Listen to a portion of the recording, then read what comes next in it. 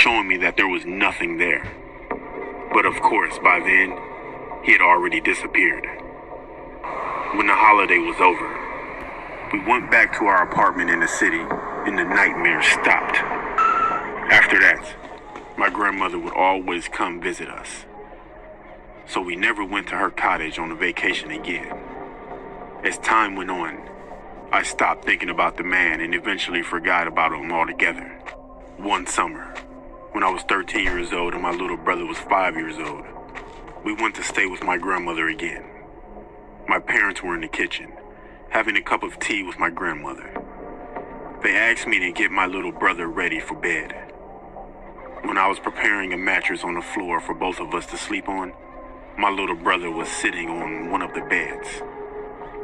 I noticed that he was being usually quiet. When I looked up, I saw that he was staring at something.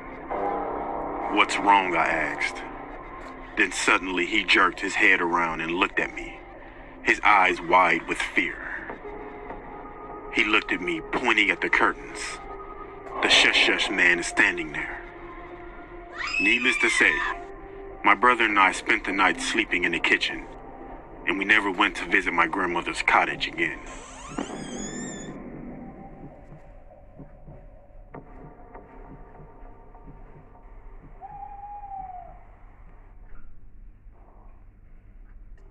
Hallows Eve Nightmare, submitted by Zara Leaks.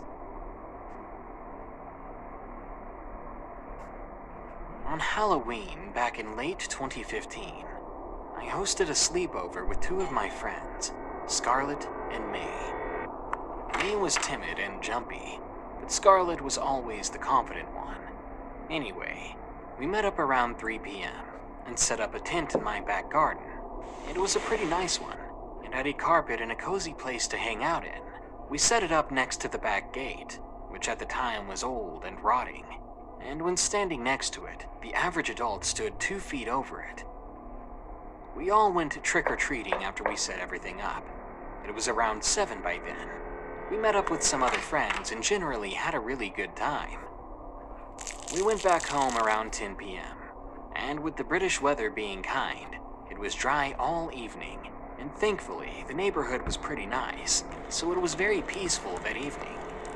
We roasted marshmallows, played Truth or Dare, then finally laid down to sleep when it was pitch black out. The fairy lights in the garden barely illuminated anything, so it didn't bother us much. Out of nowhere, in the middle of the night, something woke us up. It was a creaking sound coming from the back gate. May shot up from her drowsy state. "Did you guys hear that?" she asked in a frightened tone. And just as she said that, we heard a cough coming from someone outside the tent. We were full alert now. Scarlett covered May's mouth in case she was going to scream, as we listened to the silent night. When the deep, throaty voice came, we almost jumped out of our skins. "You kids want some candy?" A hoarse voice called to us. It sounded like an old man, someone who had smoked way too much in their lifetime. The rattling came from the gate again. "Come on, I know you're in there," the voice called out.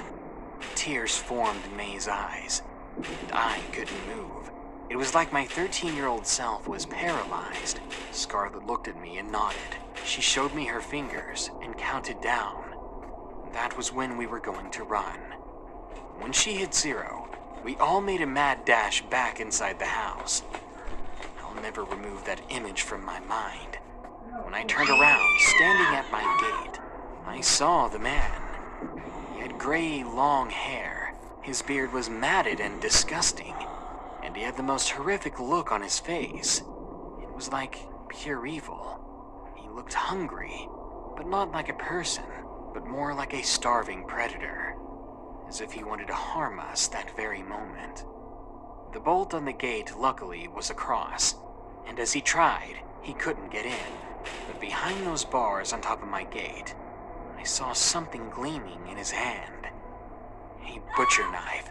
There was no mistaking it. I gagged in fear as I saw it, and as we made it to the back door, I turned the key and we ran up to my mother's room.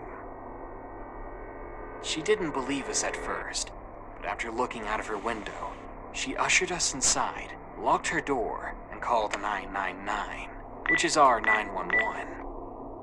I then heard knocking on my front door.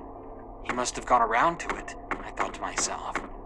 The knocking soon turned to banging, and I heard the old man cussing from just outside. When she heard the sirens, she got off the phone. Then I heard a single curse coming from a man before he stomped away. His footsteps disappeared into the distance when we heard a police car pull up. They never saw the man, therefore they never caught him. They didn't find him even after we gave all our statements. That quickly ruined our Halloween, and we all slept in the living room after that. Or rather, we pretended to sleep.